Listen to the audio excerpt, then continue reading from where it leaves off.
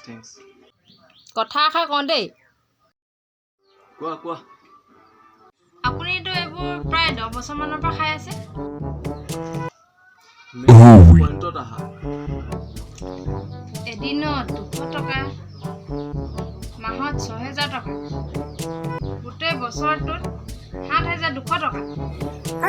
হয়নে আৰু 10 বছৰ যোগ কৰিলে আপুনিতো এতিয়ালৈকে BMW গাড়ী ল'ব পাৰিলে হয়নে কথাটো হয় পিছে তুমিতো এইবোৰ একো নোখোৱা নাই নেখাওঁ ব'লা তেনে তোমাৰ BMW খন লৈ ফুৰিবলৈ যাম কি যে কৈ থাকে নহয় বৰ উপদেশ দিয়া জনী